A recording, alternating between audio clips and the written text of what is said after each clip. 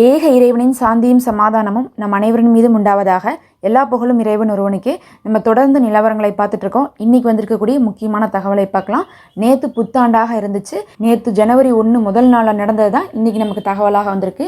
அதில் நம்ம நேற்றே சில விஷயங்களை சொல்லியிருந்தோம். ஏமன் தொடர்ந்து நேற்று சர்ப்ரைஸ் கிஃப்டாக கொடுத்துட்டு இருந்தாங்க.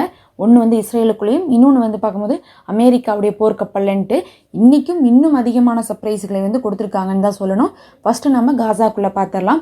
காசாவை பொறுத்தளவுக்கு பார்க்கும்போது நேற்று புத்தாண்டு தினத்தில் கடுமையான தாக்குதலை இஸ்ரேல் எடுத்திருக்காங்க. 27 பேர் நேற்றும் காசாக்குள்ளே இறந்துருக்காங்க. 15 பேர்த்துக்கு மேலே பார்க்கும்போது வெஸ்ட் பேங்க்லேருந்து என்ன பண்ணியிருக்காங்கன்னா கைது பண்ணியிருக்காங்க. தொடர்ந்து காசாக்குள்ளே குறைவில்லாத தாக்குதலை நடத்தி கொண்டே இருக்கிறாங்க. நேற்று என்ன பண்ணியிருக்காங்கன்னா, நேற்று ஐக்கிய அரபு என்ன பண்ணியிருக்காங்க, ஐநால முறையிட்டு WH மூலமாக காசாவில் பாதிக்கப்பட்டு ட்ரீட்மெண்ட்டுக்கு வழி இல்லாமல் இருக்கக்கூடிய ஒரு 55 பேரை என்ன பண்ணியிருக்காங்கன்னா ஐக்கிய அரபுகளுக்கு ட்ரீட்மெண்ட்காக கொண்டு வந்திருக்காங்க. 55 ரொம்ப கம்மி எண்ணிக்கை. அங்கே ஆயிரக்கணக்கானவங்க கஷ்டப்பட்டுட்டு இருக்காங்க. ஆனால் காசாவிலிருந்து வெளியே வர்றது கூட முடியாத அளவுக்கு நிலைமை இருக்குது. அதனால் ஐக்கிய அரபு கிளைம் பண்ணி ஒரு 55 பேர்த்தை கூட்டிகிட்டு ட்ரீட்மெண்ட் பண்ணியிருக்காங்க அப்படிங்கக்கூடிய தகவல் வந்திருக்கு. அதே நேரத்தில் இந்த ஐக்கிய அரபுகள்லாம் காசா விஷயத்தில் எந்த ஒரு பெரிய ஒரு நல்லதெல்லாம் இன்னும் செய்யவே கிடையாது.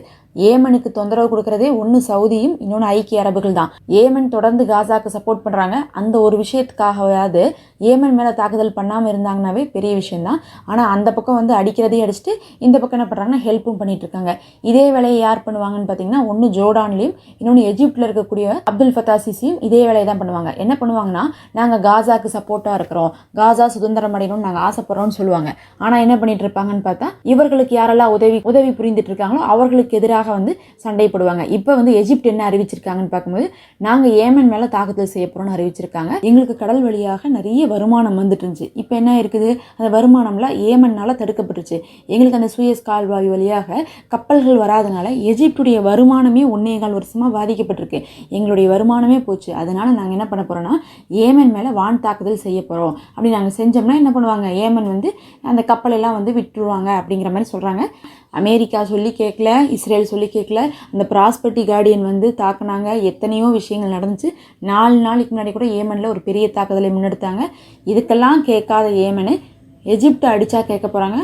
இருந்தாலும் இஸ்ரேல் அழுத்தம் கொடுக்கறதுனால எஜிப்ட் என்ன பண்ணிட்டு இருக்காங்கன்னா, இஸ்ரேலுக்கும் அமெரிக்காவுக்கும் சப்போர்ட்டாக ஏமனை தாக்குறதுக்காக இப்படி ஒரு அறிவிப்பு கொடுக்குறாங்க. எங்களுக்கு பிரச்சனை, எங்களுக்கு வருமானம் வரமாட்டேங்குது, அதனால நாங்கள் தாக்குறோங்கிற மாதிரி எஜிப்ட் சொல்லிட்டு இருக்காங்க. அதுக்கு பதிலுக்கு ஏமன் என்ன சொல்லியிருக்காங்கன்னா, அடிச்சுக்கோங்க, நாங்களும் திருப்பி கொடுக்குறோம் அப்படின்னு இருக்காங்க. ஏமனை அமெரிக்காவால் சமாளிக்க முடியாதாமா, இஸ்ரேலால் சமாளிக்க முடியாதாமா. ஆனாலும் என்ன பண்ணுவாங்கன்னா, எஜிப்ட் வச்சு அடிப்பாங்களாமா, ஐக்கிய அரபுகள் வச்சு அடிப்பாங்க, பார்த்தா அதுக்கு இந்த சவுதியும் கூட சேர்ந்து போவாங்கன்னு சொல்லிட்டு தரைவெளியிலையும் வான்வெளியிலையும் ஏமனை தாக்குறதுக்கு ஆளர் ஏற்பாடு பண்ணிட்டு இருக்காங்க. பிரச்சனை இஸ்ரேலுக்கு பிரச்சனைனா இஸ்ரேல் கூட சண்டை போடுறதில்ல. சண்டை இஸ்ரேல் தான் போடணும். ஆனால் இஸ்ரேல் என்ன பண்ணுறாங்க, அமெரிக்காட்ட போகிறாங்க. அமெரிக்கா என்ன பண்ணுறாங்க, முஸ்லீம் நாடுகள்கிட்ட வராங்க. இந்த சியா சுன்னா கொள்கை உள்ளவங்களை என்ன பண்ணுறாங்க, தூண்டி விட்டு சண்டை போட வைக்கிறாங்க. அப்படிதான் இப்போ எஜிப்ட் என்ன பண்ணுறாங்க, ஏமனை தாக்குறோன்னு இருக்காங்க. ஆனால் சமாதான பேச்சுவார்த்தையிலாம் யார் முன்னாடி நிற்கிறாங்கன்னா, எஜிப்ட் தான் முன்னாடி நின்றுட்டு இருப்பாங்க. சும்மா சமாதான பேச்சுவார்த்தையில் போய் நின்றுட்டா எந்த பலனும் கிடையாது. சமாதானம் வர்றதுக்கான ஒரு வழியவே ஏற்படுத்துறதே ஏமன் தான். இப்படிலாம் அடிக்கிறனால தான் வேற வழி இல்லாமல் என்ன பண்ணுறாங்க, இவங்க சமாதான பேச்சுவார்த்தையை அதுக்கெல்லாம் போகிறாங்க. அப்படி போயுமே ஒரு சமாதானமும் இதுவரை வந்த பாடு கிடையாது. இன்னைக்கு அதில் பார்க்கும்போது ஏமனை தாக்குறதுக்காக எஜிப்ட் ஒரு அறிவிப்பை கொடுத்துருக்காங்க. பொறுத்திருந்து பார்க்கலாம் வரக்கூடிய நாட்களில் அவங்க என்ன பண்ண போகிறாங்கன்ட்டு. இதே நேரத்தில் ஏமன் என்ன பண்ணியிருக்காங்கன்னா, இன்னும் 2 சர்ப்ரைஸை கொடுத்துருக்காங்க. கடந்த ஒரு 3 நாள் மட்டும் எடுத்துட்டிங்கனாவே போதும். இதுக்கு முன்னாடி தான் நம்ம சொன்னோம் MQ-9 ட்ரோன் சுட்டு வீழ்த்தப்பட்டுச்சுன்ட்டு. இப்போ மறுபடியும் அமெரிக்காவுடைய MQ-9 ட்ரோன் நேற்றும் சுட்டு வீழ்த்தப்பட்டிருக்கு. பல மில்லியன், 32 மில்லியன் செலவிலான ஒரு ட்ரோன் தான் அது. ஒரு ஆளளவுக்கு உயரம் இருக்கும், அதில் கேமரா இருக்கும், அதில் பார்த்தா 300 கிலோ வரையும் எடையை கொண்டு போய் வான் தாக்குதல் பண்ண முடியாத அளவுக்கு அதுக்கு சக்தி இருக்குது. அதனால் என்ன பண்ணுவாங்கன்னா, ஆள் இல்லாமல் அந்த ட்ரோனை அமுச்சு விட்டாங்கன்னா அந்த வெடிமருந்தை கொண்டு போய் அவங்க சொல்லக்கூடிய இடத்துல, இயக்கக்கூடிய இடத்துல போட்டுட்டு வந்துடும். இந்த வேலையை தான் அந்த MQ-9 ட்ரோன் பண்ணிட்டு இருந்துச்சு. அதை மறுபடியும் இப்போ 3 நாளில் மறுபடியும் சுட்டு வீழ்த்திருக்காங்க. அன்னைக்கே நம்ம சொன்னோம் 13ன்ட்டு, இன்னைக்கு ஒன்று சேர்த்து 14 ட்ரோன்கள் சுட்டு வீழ்த்தப்பட்டுள்ளது. இது பார்க்கும்போது அமெரிக்காவுக்கு பெருத்த கேவலம் தான். ஏன்னா இவங்க அந்த ட்ரோனெல்லாம் இந்தியாவுக்கே காசுக்கு வித்துட்டு இருக்காங்க. இப்படி போய் அடி வாங்கிட்டு இருக்குது அப்படின்றா இது ஒன்றும் சிறந்ததெல்லாம் கிடையாது. இதுவும் போய் என்ன ஆகிட்டு இருக்கு, எங்கே போனாலும் மாட்டிட்டு தான் இருக்குன்னு சொல்லிட்டு மற்ற நாடுகள் பிஸ்னஸ் பண்ண மாட்டாங்க அமெரிக்காட்ட அந்த ட்ரோனுக்காக. அதுலேயும் வந்து ஏமன் சொல்லியிருக்காங்க, எங்களுடைய சொந்த தயாரிப்பு ஏவுகணையை வச்சு தான் நாங்கள் அதை தாக்கியிருக்கோம், ரொம்ப சாதாரண ஏவுகணை தான், அதுக்கே அந்த ட்ரோன் விழுந்துருச்சு அப்படிங்கிற மாதிரி இன்னைக்கு வந்து ஏமன் தரப்புலேருந்து சொல்லியிருக்காங்க. அப்படியே அது இல்லாமல் நேற்று புத்தாண்டு கொண்டாட்டத்தை வந்து கொண்டாடுவதற்கு முன்னாடி என்ன பண்ணியிருந்தாங்கன்னா, காசாலேருந்து போராளிகள்லாம் ஒரு அழைப்பு கொடுத்துருந்தாங்க. நீங்களாம் வந்து கொண்டாடிட்டு இருக்கீங்க, நாங்கள் கஷ்டப்பட்டுட்டு இருக்கோம், எங்களுக்காக நீங்கள் என்ன பண்ணுங்க, குரல் எழுப்புங்கன்னு சொல்லியிருந்தாங்க. அதனால ஸ்வீடன் மக்கள் நேற்று என்ன பண்ணியிருந்தாங்கன்னா, புத்தாண்டு கொண்டாட்டத்தை பாலஸ்தீனத்துடைய கொடியோட வந்து நடைபாதையெல்லாம் போய் வந்து கொண்டாடி இருக்காங்க. அது ரொம்பவே கவனிக்கத்தக்க விஷயமா மாறி இருக்கு. ஸ்வீடன் மக்கள் எல்லாமே பாலஸ்தீனத்துக்காக வந்து நேற்று வந்து கொண்டாட்டத்தை வந்து அவங்களுக்கு ஆதரவு தரக்கூடிய விதமாக மாத்திருக்காங்கன்னு சொல்லிட்டு, அதே நேரத்தில் இஸ்ரேலை சேர்ந்த காசாக்குள்ள சண்டை போட வந்த தரைவழி தாக்குதலுக்கு வந்த ஒரு இஸ்ரேல் சிப்பாயி, அவன் வந்து இப்போ லீவில் இருக்கான். லீவில் இருந்துட்டு என்ன பண்ணிட்டு இருக்கான், தாய்லாண்டில் சுற்றிட்டு இருக்கான். அவன் வந்து என்ன பண்ணியிருக்கான், நேற்று ஜனவரி 1 வந்து நியூ இயர் செலிப்ரேஷன் சொல்லிட்டு ஒரு ஃபோட்டோவை போட்டிருக்கான். அந்த ஃபோட்டோவை போட்டோன்னுமே போதும், நம்ம ஏற்கனவே சொன்னோம், இந்து ரஜப் அப்படின்னு சொல்லக்கூடிய ஒரு ஃபவுண்டேஷன் வந்து இப்போ இந்த ஒரு வருஷமாக கிரியேட் ஆயிருக்கு. அந்த ஃபவுண்டேஷன் எதுக்காக வந்து ஓப்பன் பண்ணாங்கன்னா, பாலஸ்தீனத்தில் கொல்லப்பட்டவங்களெல்லாம் வந்து யார் வந்து இஸ்ரேலை சேர்ந்தவங்க வந்து கொன்னாங்களோ அவர்களை வந்து பாலஸ்தீனத்தில் வந்து யாரெல்லாம் வந்து இஸ்ரேலுடைய சிப்பாய்கள் வந்து அக்கிரமம் செஞ்சாங்களோ அழிச்சாங்களோ அவர்களையெல்லாம் கண்டுபிடிச்சி அவங்கள வந்து ஐசிசியில் போட்டு கொடுக்கறது தான் அந்த ஃபவுண்டேஷனுடைய முக்கியமான வேலை.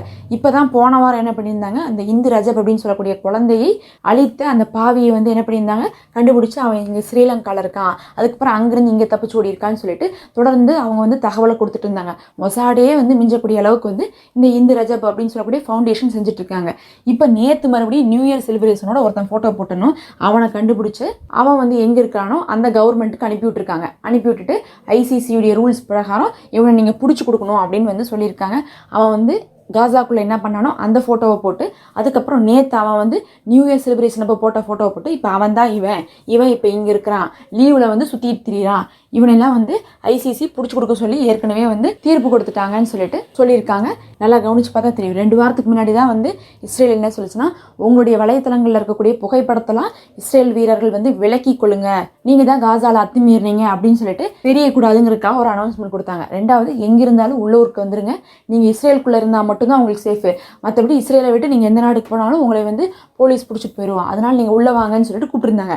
ஆனால் அதையெல்லாம் மீறி கூட அதுக்கு முன்னாடியே அவங்க ஃபோட்டோவில் அழிக்கிறதுக்கு முன்னாடியே என்ன பண்ணியிருக்காங்க, இந்த இந்து ரஜப் ஃபவுண்டேஷன் எடுத்து வச்சுருந்துருக்காங்க.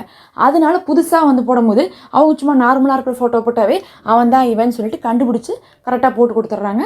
இப்போ அவன் அங்கிருந்து இப்போ மறுபடியும் எஸ்கேப் ஆயிருக்கான். இவங்களுக்கு ஒரு நிம்மதியே இருக்காது. இன்னி வந்து பார்த்தா இந்த போர் நிற்காம இவங்களாம் ஒரு நிம்மதியாக வந்து வெளியே போய் இயல்பான வாழ்க்கை கூட வாழ முடியாத ஒரு நிலைமை ஏற்பட்டிருக்கு. இது இல்லாமல் நேற்று காசாலேருந்து ஒரு 135 உடல்களை வந்து என்ன பண்ணியிருக்காங்க, இஸ்ரேல் ராணுவம் வாங்கிட்டு போயிருக்காங்க. இதுக்கு முன்னாடியே நமக்கு தெரியும், எப்போ உடல்களை வாங்கிட்டு போனாலும் உறுப்புகளை திருடி விட்டு அதுக்கப்புறம் அதை வந்து உருவமே தெரியாத அளவுக்கு வந்து கொண்டு வந்து கொடுப்பாங்க. அந்த மாதிரி நேற்று 135 பேர்த்த இவங்க தாக்குதல் பண்ணிவிட்டு அந்த இடத்துலேருந்து எடுத்துகிட்டு போயிடுறாங்க. பர்மிஷன்லாம் கேட்க மாட்டாங்க. அங்கே வந்து இறந்து போனால் ஒரு 135 பேர்த்த என்ன பண்ணிடுவாங்க, எடுத்துகிட்டு போயிடுவாங்க. அதை ஒரு 4 நாள் கழித்து கொண்டு வந்து கொடுப்பாங்க. அதனுடைய நிலைமை ரொம்ப மோசமாக இருக்கும். இந்த மாதிரி நாசி படைகள் கூட வந்து செய்யலை. இவனுக்கு தான் வந்து ரொம்ப கேவலமான காரியத்தை வந்து திருடுறது, எல்லா வேலையுமே செஞ்சுட்டு விபச்சாரத்தில் ஈடுபடுறது, தொடர்ந்து பெண்களையும் சரி குழந்தைகளையும் சரி பாலியல் துஷ்பிரயோகம் செஞ்சுட்டு இருக்காங்க. நிறைய தகவல்கள் காசாலேருந்து அநியாயமாக இஸ்ரேல் செய்யக்கூடிய விஷயங்கள் வெளியாகி கொண்டிருக்கு. அப்படியே நம்ம இது இல்லாமல் வெஸ்ட் பேங்க்கில் பார்த்துடலாம். நேற்று புத்தாண்டுனா இவங்க என்ன பண்ணியிருப்பாங்க, உடனே அக்ஸாக்குள்ளே நுழைஞ்சு என்ன பண்ணுவாங்க, வழிபாடு செய்கிறோம்னு சொல்லிட்டு அராஜகம் பண்ணியிருப்பாங்க. நேற்று ரொம்ப எரிச்சல் மூட்டக்கூடிய காரியத்தை எல்லாம் பண்ணியிருக்காங்க. அங்கே தொழுகக்கூடிய இடத்துல என்ன பண்ணியிருக்காங்கன்னா ஆட்டம் பாட்டோன்னு சொல்லிட்டு ரொம்ப கொடுமையான காரியத்தை பண்ணியிருக்காங்க. உள்ளக்குள்ளே யாரையுமே முஸ்லீமை விடவே இல்லை. நேற்று ஃபுல்லாக வந்து அந்த அக்ஸாக்குள்ளே முஸ்லீம்கள் தொழுகக்கூடிய இடத்துல வந்து என்ன நாசகரமான காரியம்லாம் பண்ணுமோ அத்தனையும் பண்ணிட்டு நாங்கள் இதை சீக்கிரமாக கைப்பற்றுவோம் அப்படிங்கிற அளவுக்கு வந்து என்ன பண்ணிட்டு இருக்காங்க. இவங்க கோஷங்கள்லாம் எழுப்பியிருக்காங்க. இதெல்லாம் தான் அங்கிருந்து வந்து முக்கியமான தகவல். நம்ம அடுத்த ஒரு காணொலியில் சந்திப்போம். தொடர்ந்து இணைந்திருங்கள்.